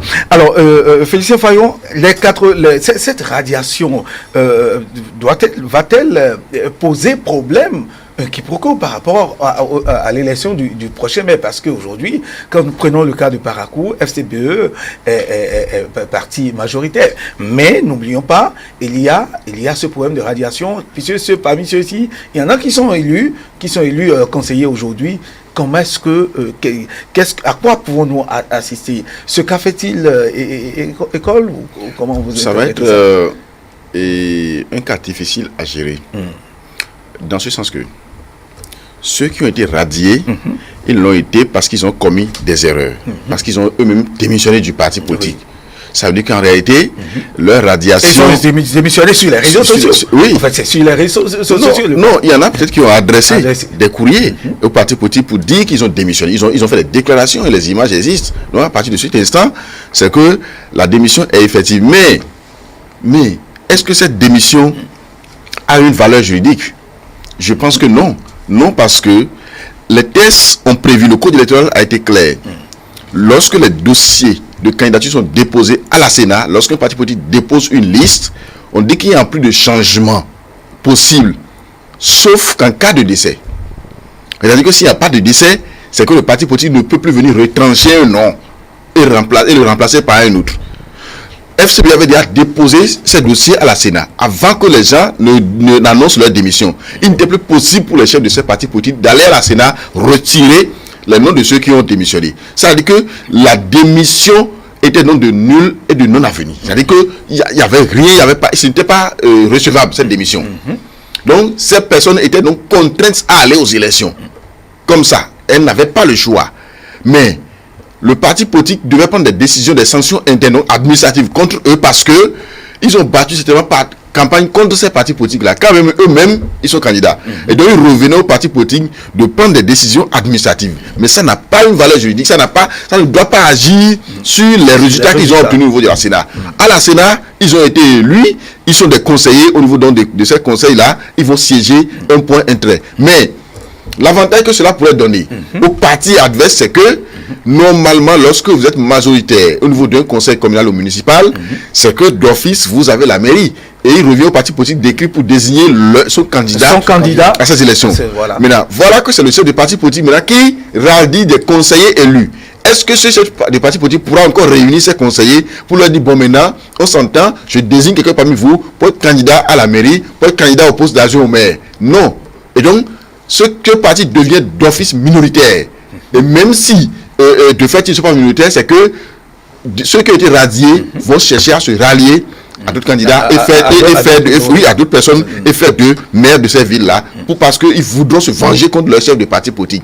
Et donc voilà pourquoi FCB par exemple n'aura plus de chance pour contrôler la mairie de Parakou, sauf si peut-être quelqu'un intervenait et arrivait à régler le problème ou bien à les maintenir donc unis jusqu'à ce que l'élection du maire n'ait lieu. Sinon, ce n'est pas évident qu'ils s'entendent. Eux, ils vont vouloir se venger contre Paul Humpé en votant contre le candidat qu'il aura désigné et voter donc pour le candidat. Or, on sait qu'à Parakou aujourd'hui, c'est un cas spécial. En 2017, ça avait été un cas spécial avec l'élection du maire Tokor. Mais cette fois-ci, ça pourrait être la même chose parce que, vous savez, le maire Tokor, il fonctionne un peu comme Patrice Talon. Bien sûr. Et il ne pose aucun acte parce qu'il voudrait être réélu, bien parce il cherche à être populaire. Lui, il agit dans l'intérêt supérieur de la population.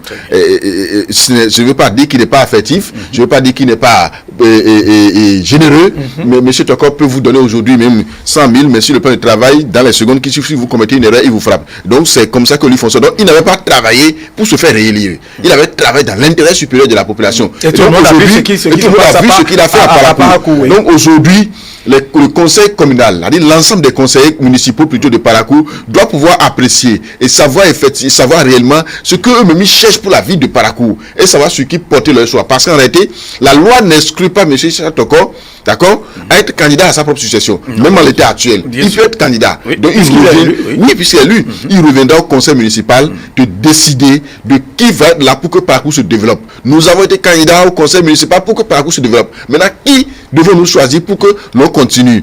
Lui, Toko et ceci, il est tout là, mais est-ce qu'il n'a pas travaillé pour le développement de Parakou? Est-ce que cela ne peut pas, effectivement, encore en 6 ans, faire émerger davantage Parakou? Donc, il y a ces questions que les conseils doivent pouvoir se poser. Et moi, je me dis que même s'il n'y avait pas de radiation, je me dis que si ce n'est pas que les gens vont vouloir se venger contre les partis au pouvoir, c'est que d'office, les FCBE, qui, en 2017, avait travaillé pour que Toko soit maire de Parakou, ferait encore la même chose. Ils vont encore créer la surprise pour que le maire Toko revienne, quand bien même son parti politique n'a pas pu avoir la majorité des conseillers. Je me dis que les FCBE vont encore porter le choix sur lui pour dire, lui c'est un développeur, lui c'est pas un politicien, il faut encore le maintenir là, quand bien même on le connaît, on sait qui il est, on sait que bon, il a ses principes. Oui, très bien.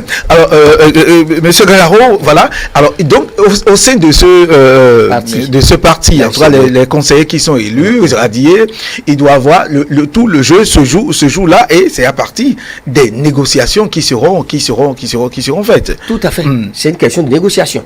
Parce que même s'il n'y a pas crise, vous savez que en période normale, il y a parfois négociation, ça dépendra de l'entente, en tout cas de comment est-ce que le cas de ces démissionnaires, de ces radiés, c'est une question comment de ça a choix. été géré. C'est une question d'option, c'est une question de choix.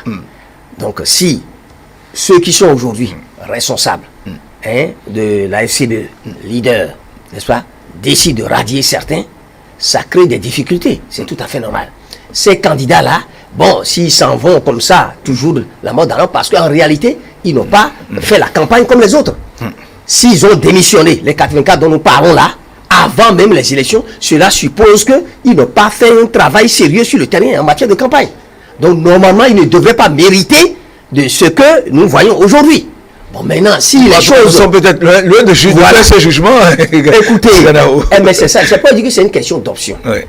Ceux qui sont leaders, aujourd'hui, peuvent dire, écoutez, les élections terminées, allons la réconciliation. C'est vrai, ils ont démissionné, ils ont commis des erreurs, mais écoutez, faisons table rase du passé, entendons-nous, mettons-nous ensemble pour constituer une force, parce qu'à l'étape où nous sommes maintenant, nous devons être ensemble pour être plus forts, pour désigner les maires. C'est une option. Bon, maintenant, s'ils choisissent de radier certains et refusent qu'il n'y aura pas de compromis, de concession, c'est aussi une option. Et dans ce cas, ceux qui ont été radiés, s'ils choisissent de rallier d'autres pour aller faire élire des maires, alors là, on ne fera que constater. On ne fera que constater. Donc ça peut arriver. Et comme Félicien l'a dit tout à l'heure, mais écoutez, en ce moment où il y a des tractations, il y a des négociations, mais celui qui était là, l'ancien maire, et qui a travaillé, les preuves sont là, parce qu'il ne s'agit pas de discours, des déclarations d'intention, des vœux pieux. Sur le terrain aujourd'hui, en tant que maire, Charles Toko, en si peu de temps, il a fait un travail formidable. Allez à Parakou, vous n'allez pas voir ce que vous voyez aujourd'hui, il y a 10 ans, il y a 15 ans. Des maires sont passés par là.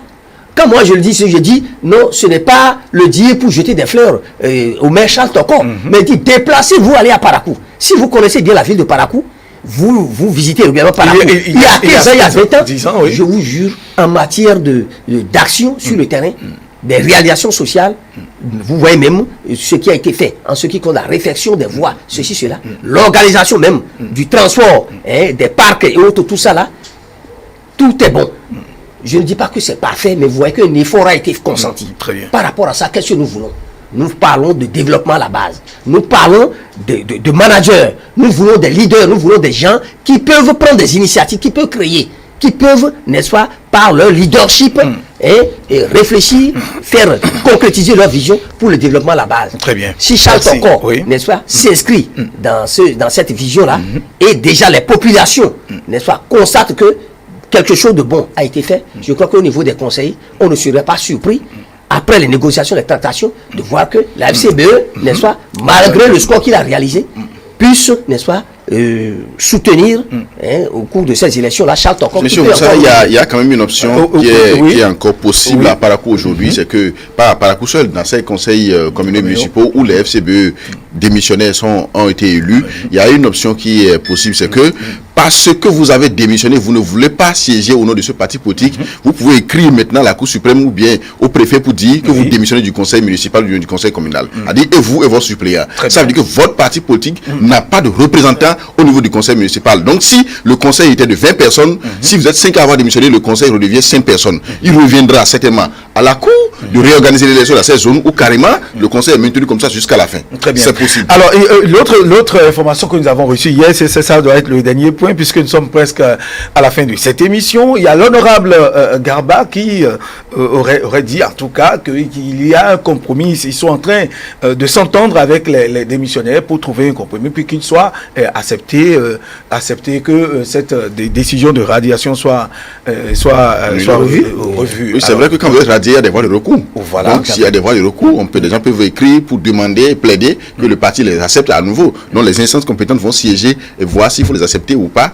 Bien sûr, donc ça c'est encore possible. Alors votre dernier mot, le cas du FCBE fait-il école? Là c'est la question du jour. Vous tirez votre... Oui, le cas de FCBE fait école et moi je voudrais à partir donc de ce plateau attirer l'attention des responsables de BR et de l'UP pour qu'ils fassent un travail dans le septentrion pour qu'ils ne pensent pas que tout est déjà gagné d'avance. Ils n'ont qu'à travailler pour enraciner davantage leur parti politique. L'élection que nous venons de voir et à laquelle nous venons d'assister, l'exemple parle pas de ce que là-bas, il y a un travail qui reste encore à faire. Très bien. Monsieur Eloge Granaro, en 20 secondes très rapidement. Quelques secondes, je voudrais dire que aujourd'hui, comprenons que la stratégie du boycott ne paye pas. Très bien. Lorsque vous êtes dans un pays, d'accord, il y a des textes de loi qui ont été élaborés, votés par l'Assemblée.